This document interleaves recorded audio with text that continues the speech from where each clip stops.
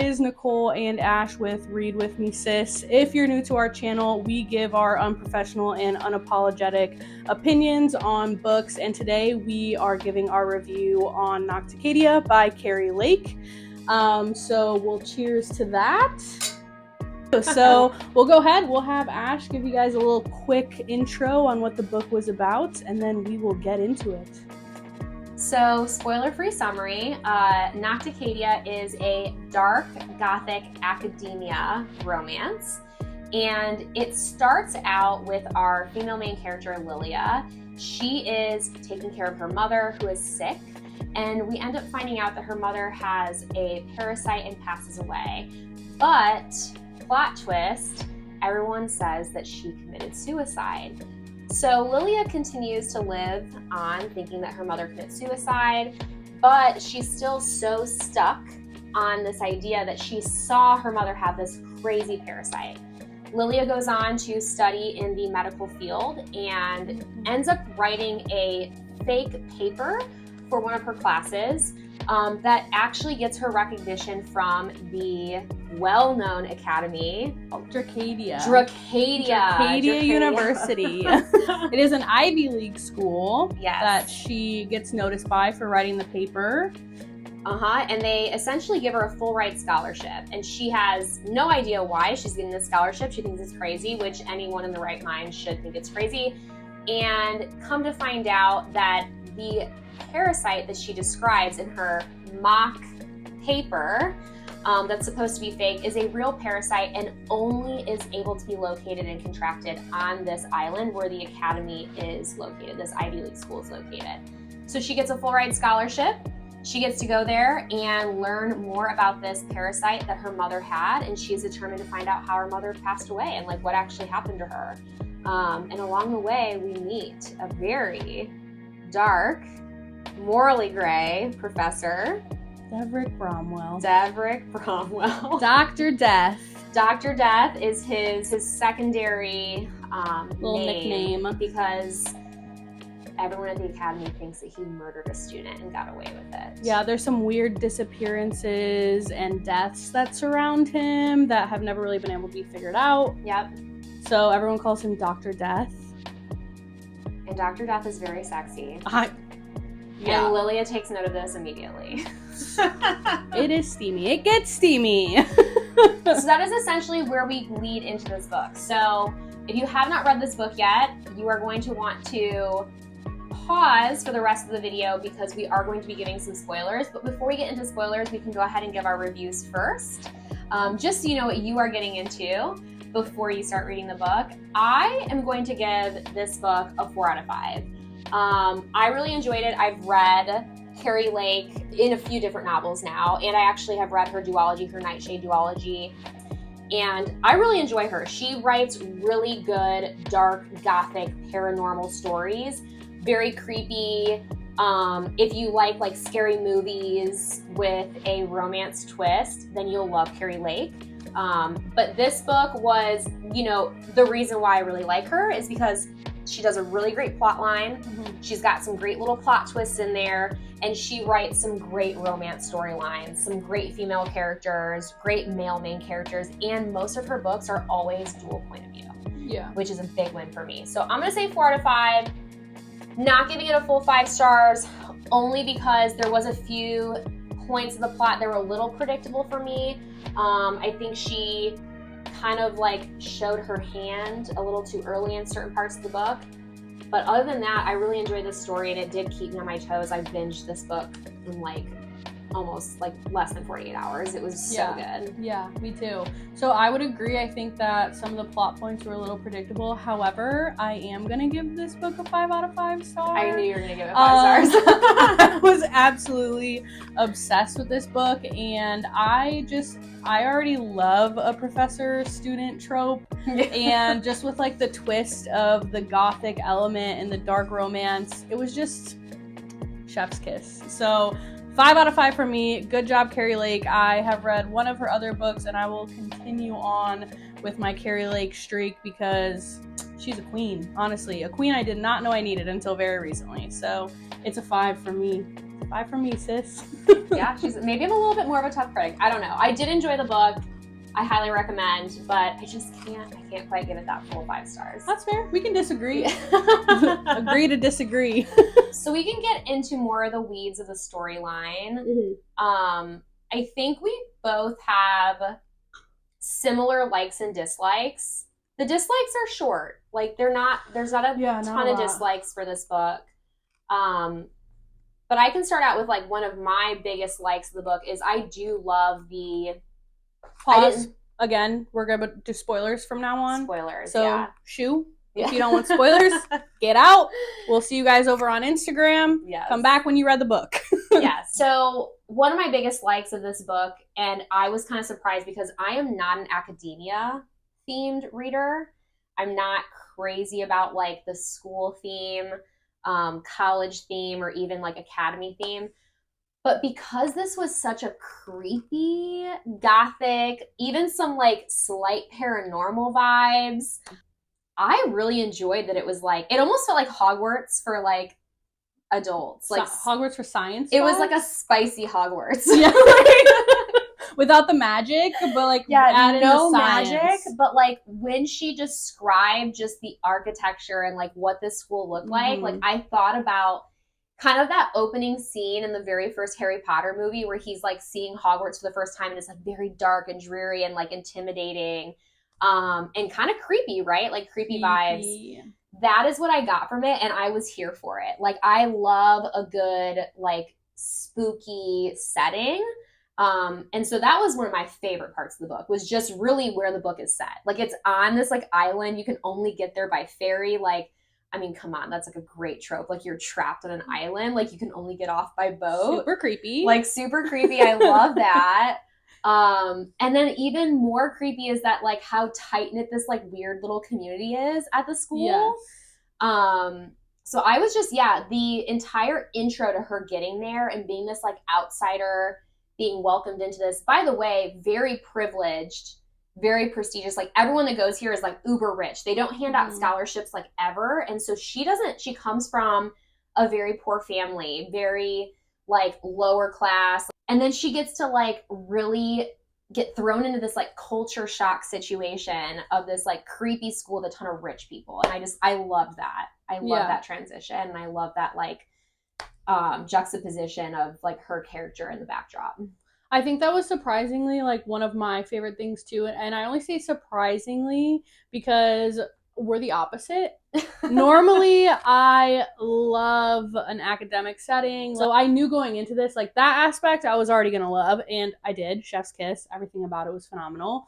But I'm not usually like a gothic reader person, or I wasn't before this book. Like horror, gothic, those vibes. Never Keri really Lake. insert Keri Lake. Never super into those vibes until this book, and like I could not get enough of it. The gross stuff, like I was explaining it to my partner, like telling her about like the worms and everything, and she was like, "You like that? Like, please stop." I was like, "I love that. I'm eating that shit up." And normally I wouldn't, and I did. I loved it. And going back to the like community, so outside of the university, there's also like the community of people that live on the island, and I really liked that aspect that they brought like the community into it, because they brought in like the holistic medicine aspect, like not just science, and like how those two things came together in the book, the holistic medicine and the science, and like that was something I really liked too. It wasn't just all science based. Yeah. Now I'm on a whole kick. I have not just read just Keri Lake Gothic recently. I'm on like a whole Gothic kick right now. I'm so glad that you're there. I love the like gross, gruesome stories, and this just like combines all of those elements that I love. Like I love a good romance like plot. I love a good like paranormal like vibe. Like no one confirms ghosts, but they're there, right? They're there. And I love the local aspect. You could just see that it was like a different way of life there. Yeah. It was so different from this like prestigious Ivy League school. where everyone's like uber wealthy. And the juxtaposition between like the townies and then even the people, like the students she would come in contact with, some of them were from out of town, some of them had to take the ferry in just like she did, but a couple of them like grew up at Nocticadia, and they like, I mean, the actions, like the things they did, like she wrote it so well, being able to like tell who grew up rich and who didn't grow up rich. And I love that. Like, I mean, you could tell she knew. Like, she knew. Yeah, she had like a really good way of, you know, writing a character, even if it was like a side character that our main protagonist was interacting with. I like that because it made you feel like you were experiencing the story firsthand. And I think you get a lot of that because Lilia, non-local, but Dr. Death grew up at Nocticadia. I just love both of them. I do love both of them. They're also just both so different. I mean, she's very much like determined, very wholesome. I feel like towards the end of the book, you get a little bit more of a morally gray aspect of her character, but it's more so like survival based. Yeah. But Dr. Death is full gray. I mean, he's teetering on dark gray, this man. I mean, he is capturing people, infecting them with these crazy parasites that are, by the way, most certain death. You cannot survive these parasites. No one has ever survived these parasites. But he's studying them. And so he captures people that he deems not good people. Another thing that I loved besides them as characters, like the science aspect, I feel like we don't get a lot of in books. And I'm not a scientist, so I don't know. I'm not science, but I feel like she wrote it well. She wrote it really well as far, like, I feel like that's another like thing about Keri Lake that is so impressive is you can tell this author does so much research before she writes her books. And she does put a disclaimer out there. Yeah. In the beginning of the book, like, hey, this is a fake parasite. There's fake elements, but like for the point of the story to get you like into the vibe, and like she just gives go with you it. Like a little like index of like words and stuff. This is what I thought was so cool. Super the worms, cool. When they go into a person, they release toxins, and when you take the toxins out, it's actually a cure for like other diseases. Yeah. So like they're killing a human, but also if you take those toxins out, it can save lives. So that's his end goal because like he's trying to stay alive. Yeah, his motives are very selfish. Like his motives are to save himself because he has this disease that's ultimately going to kill him. Very early death. And so his motivation is like, I don't want to die early. And her motivation is just so selfless. It's like, I just want to make sure that like this never happens to anyone else because this thing that happened to my mother was so traumatic. Yeah. Which is just her the whole book. Like she's just such a selfless. Even like when she gets to the university, she meets a couple people and they all tell her about stay away from Dr. Bromwell, stay away from Dr. Death, like XYZ. And her being just like the very sweet, wholesome person that she is like, I'm gonna come up with my own opinions. Yeah. I will do what I am. He's never done anything wrong to me. I will come up with my own opinions. Like, yeah, she's so very wholesome. Unbiased. Like she's like very much like, I'm going to give everyone a benefit of the doubt.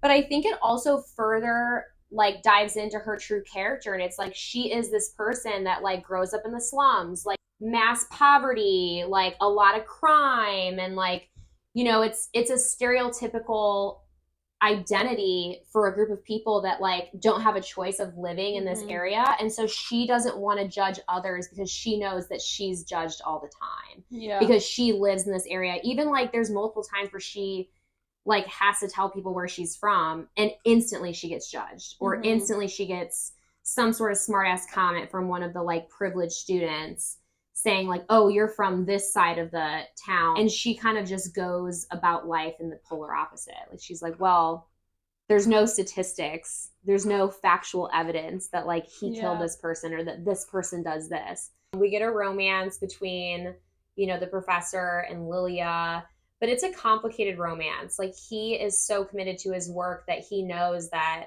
sleeping with a student could like throw everything away. So he fights this romance for a while. But there's also these like weird little political moves happening behind the scenes. Because there's a hierarchy. Also, we didn't even talk about the like secret group that he's a part of. Yeah. And it's like all of these prestigious people kind of have their own like law of the land. Like they abide by their own rules. They cover up shit. It's very much like, it makes me think of like the like conspiracy theories within like politicians. Yeah. You know what I mean? And like, they essentially know that like Dr. Bromwell is down there doing like morally gray things, like morally gray characters do. And they're just like, we'll come check on you like once a month, maybe, make sure everything's going good, but like, yeah, do your thing. Very top secret stuff. They know. And any student in the class for like that specific parasite has to like sign a waiver. Like they are on like a confidentiality agreement. Like it's super top secret. Yeah, no one can like know what they're doing, which is why everyone thought Lilia was crazy when she was younger, because they covered it up. So I feel like there's way too many plot lines to even cover in this video, but we kind of essentially fast forward into, they obviously fall for each other. We get some great steam. And then we hit like another like third act railroad, right? So like we find out there's like another villain. It's like the head of the university. He's the ultimate villain. We also find out that like Bromwell has a twin who he thought was dead and is not dead. And he's doing some like shenanigans on the side that like essentially the professor's getting blamed for. Yeah. For like the sadist. Like he's tied in with the sadist. Yes, tied in with the sadist from Masters of Salt and Bone. So if you haven't read this yet, I highly recommend reading Masters. Me too. Just because it does give you just like a slight like background into this like side world that's involved in this book. But yeah, so and then like people find out about their love affair, that gets dug up. She gets expelled from the school. I want to talk about one scene specifically that just made me so happy. So his disease, he can't feel anything. Oh yeah. Yeah. So his disease that he's like trying to cure is like, it makes him not be able to like feel like his, like he can't feel touch. He doesn't like people touching him. And when he finally is like working on the toxin to cure himself, he gets like one batch where he starts to be able to feel. And the first thing he feels is Lilia. And it just like was the best scene ever. Yeah, I love that. And then of course they like kind of hook up after that, which is like also great. But yeah, well, of course. But I wanted to bring that up because I just absolutely adored that scene. Yeah, I really liked that. I do feel like it was nice to kind of see him experience all these like firsts with her, even though like obviously she was more, I think she did a lot of firsts with him. Yeah, but it was like the first time we see him like genuinely happy. Yeah. Like joyful. Yeah. And it was just like such a good, you know, when that morally gray character gets a little bit of happiness, just a little bit. Yeah. It makes your heart open a little bit. And that's why we love our morally gray characters. They all have a little bit of good. Yeah, it's like the joy that they finally do like get to experience. It's just like makes it all worth it. It makes it all worth morally gray, dark, depressing bullshit. Yeah. So we get a lot of good smut. We do. We also get quite a few like plot twists. Like it wasn't just one. There was like quite a few plot twists in this. There was a few. I will say I did think some of them got revealed, which I think you mentioned. I think some of them got revealed a little too early. That was like my one dislike. Mine too. My one dislike was specifically like there was one plot twist where her friend like reveals that his dad isn't really his dad, and it was like the ultimate villain. Yeah. And I think they revealed that like halfway through the book, and then like that friend just doesn't ever get brought up after that until the end. Yeah. And like that plays a part in the end. So it's like, why couldn't we have just revealed that at the end? Because I think that if it happened at the end, I really wouldn't have saw it coming. Yeah. But she reveals it so early that it's like, oh, okay, and then we just forgot about it for the next 150 pages. Yeah, I would say the same. Like the timing of her revealing that information, I'm not really sure helped the plot line like go where it needed to go. I think she could have like revealed it later and it could have been more of a like holy shit like type of situation.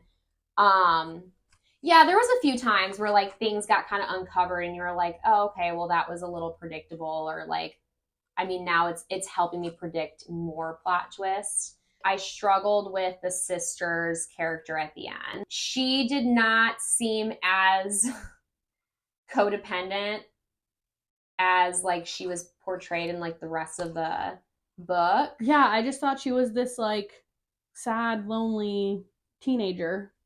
Well, and it's like she was, and I will say I'm not going to discount, like, I know that people that have mental illness can like seem functional sometimes and like should be able to live as normal of a life as they possibly could. It just was like a little premature to like intro. I just didn't like all of the connected dots. Like, I like when things come full circle, but for her to also now have her love interest is Dr. Bramwell's twin brother. It was almost like when things aligned too perfectly, like his twin brother at the end just like left, was like, I can't be here anymore. He got over all his trauma too, and was like, I need to go find myself. And Lilia calls her sister and she's like, oh, and you should see my new professor, he's so cute. And then it's his brother. I'm like, yeah, I didn't like that. It's like the book might have been just perfect if she didn't even add that. No, literally. I was like, no, that's just almost too incestual. Like, it's like, it's too convenient.